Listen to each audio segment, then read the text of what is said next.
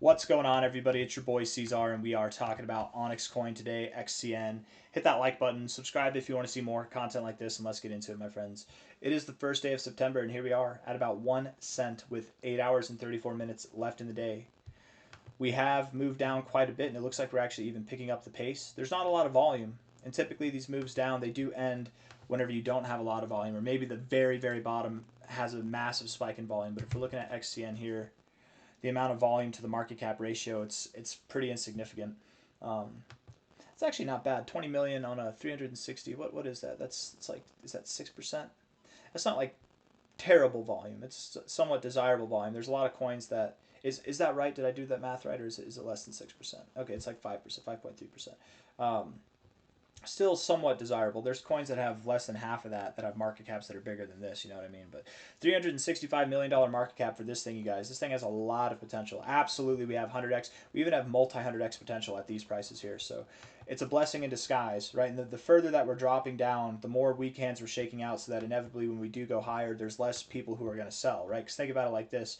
If you had people who are buying here or buying here, who were expecting, like I was, that we'd be moving up by the end of August, going into September, that we'd be moving up, and now it's here, and they're panic selling, right? They're thinking they're going to take profits at 4 cents, at 6 cents, at 8 cents, 10 cents, whatever it was. They didn't have the vision. That would just be speed bumps along the way. That would be a little bit of resistance along the way to take us to these fantastic new prices that we're waiting for.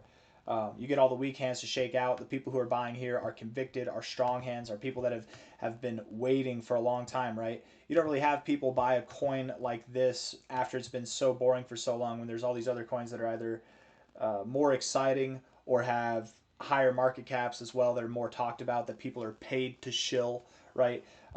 People don't look to invest in coins like this. So the only people that are, whenever I say invest in coins like this, I mean with this kind of price action. People who look for innovation, people who look for things with strong fundamentals, they invest in coins like this. That's given. But I just mean with price action like this, it's not really the most attractive thing.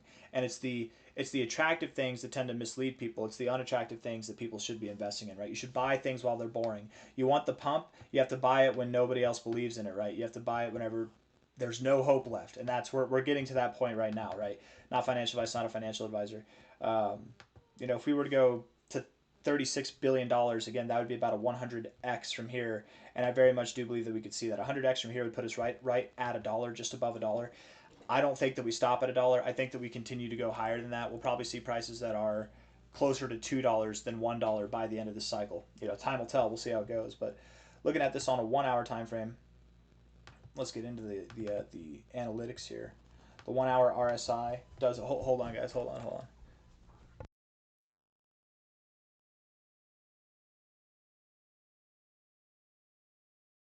Just so I can make some videos real quick. I'm almost done with this one. All right.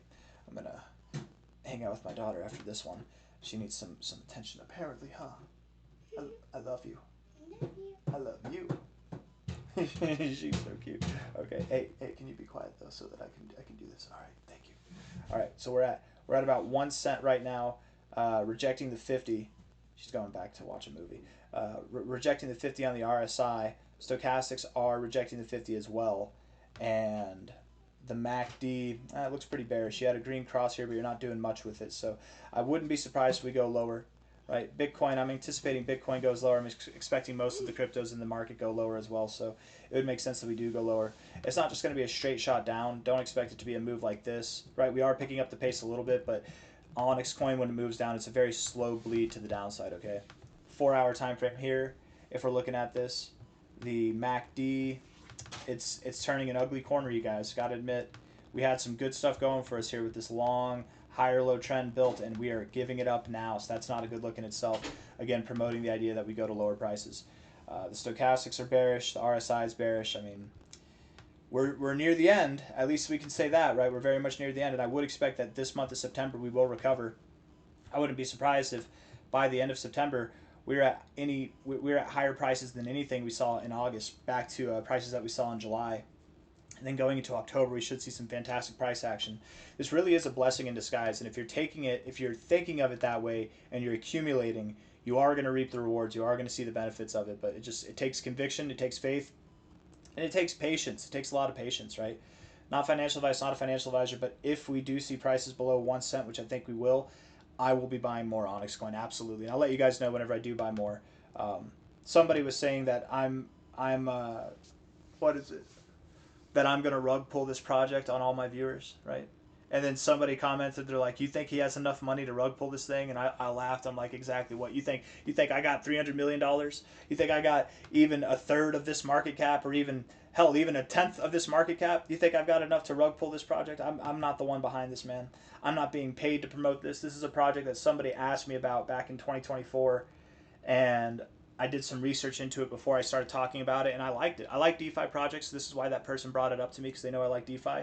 And this thing is so much more than DeFi now. It's evolved into so much more. But whenever I read the white paper, I was like, oh wow, this is different. This is actually something unique. There's some interesting stuff to this. And I've read a lot of DeFi project white papers, and if this thing holds up, I mean, if it's implemented and integrated into the financial system, it could really take off. It could be more spectacular than anything that we ever imagined, right? This could be a really solid project as time goes on. But by the end of this cycle, it's going to be solid enough where I think it can see 100x or more, right? It's developed into so much more than it was even a year ago.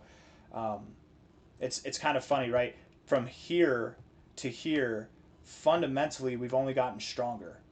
From a fundamental, if you're investing in things, you want to invest for fundamentals. Fundamentally, we've only gotten stronger, and we're basically at the same price.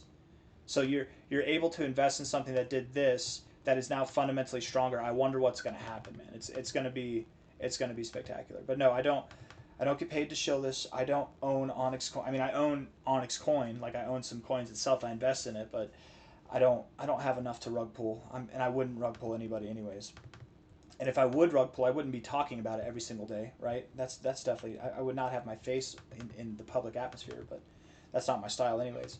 We do have some bullish divergence on the RSI on the daily time frame. In all fairness, that's kind of nice to see. Let's look at the 3-day time frame. The 3 days at some of the lowest levels on the RSI that we've seen in a while.